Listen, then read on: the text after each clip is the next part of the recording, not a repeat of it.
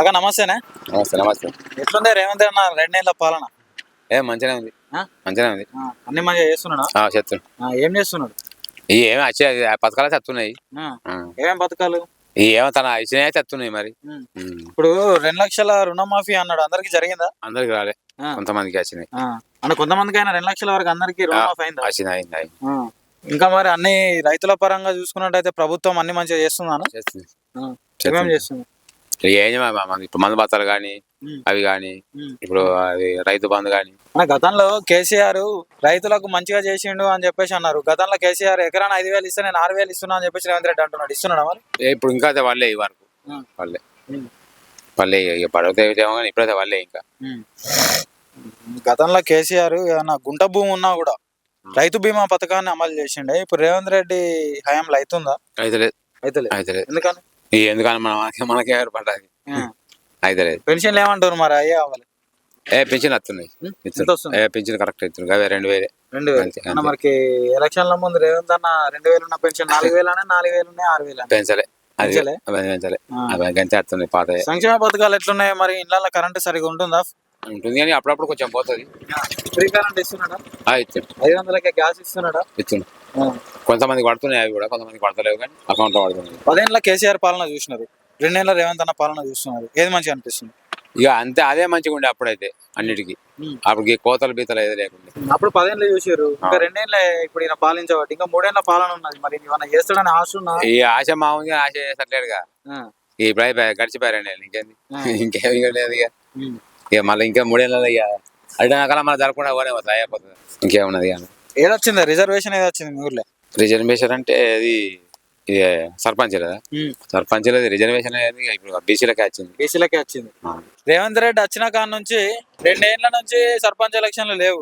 ఏమన్నా అభివృద్ధి ఏమన్నా ఆగిపోయిందా మరి? ఆగిపోయింది బాగానే అయిపోయింది. ఏమంటారు మరి జనాలు? ఇంత లేట్ అయిన ఎలక్షన్లు? ఇక అదే లేట్ అయింది, ఇక మరి ఆగిపోయింది అని అంటారు.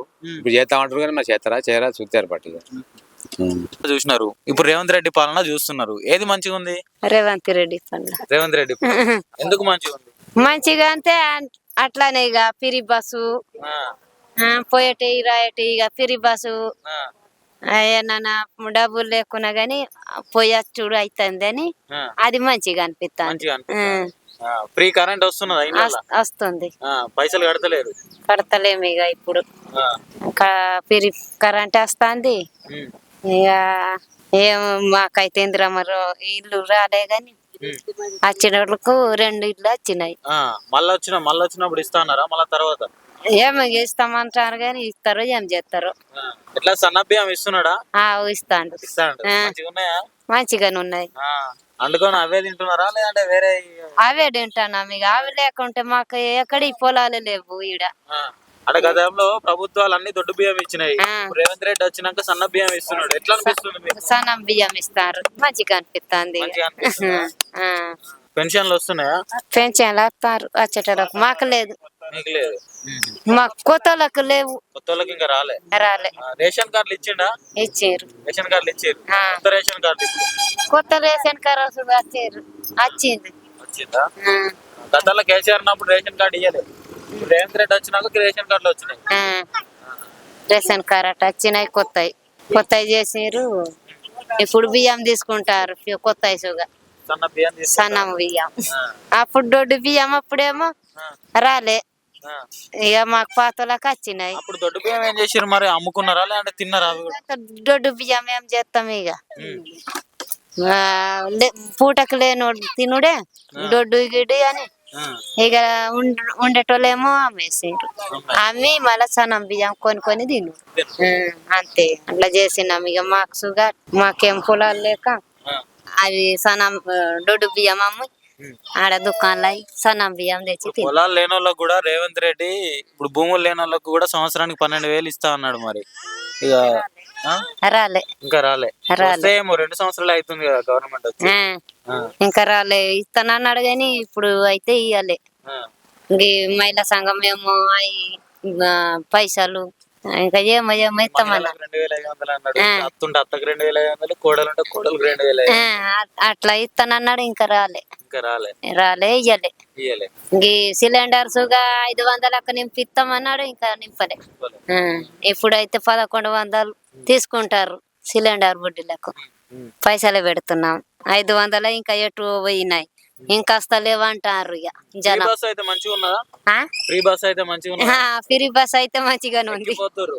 పోదు. ఎక్కడ ఆపమంటే ఆపుతుండా మరి బస్సు? ఆపుతారు, 8:30 ఆపుతాను. ఇక ఎక్స్ప్రెస్ లాగా అవి ఇక స్టేజ్కి ఎంత దూరం పోయినా ఫ్రీ అని మీకు? ఫ్రీ. ఇక అటు ఇంకా వేరే దేశంలో పోతే మాత్రం పైసలు కలుగుతాయి. మీరు ఇక్కడనే తిరుగుతారు కదా? ఇక్కనే హైదరాబాద్ నుంచి మేము ఇంకా పోలే. మీరు చెప్పండి అమ్మా, ఎట్లుంది? పెన్షన్ వస్తుందా? వస్తుంది. టైంకి ఇస్తున్నారా? ఇస్తారు. 2000 వస్తున్నాయి. 2016 2000? 2016 అయితే 16 అట్టే. ఎందుకు ఇస్తలేడు 2016? మరి అడుగుతలేరా మీరు? అడుగుతలేము సార్. అడుగుతలేరా? అడగాలి, 16 రూపాయలు కూడా ఇవ్వాలి మీరు అని చెప్తారు. మీరు అడుగుతలేరు. ఎట్లుంది ఇప్పుడు కాంగ్రెస్ పాలన? మంచిగా ఉందా మరి?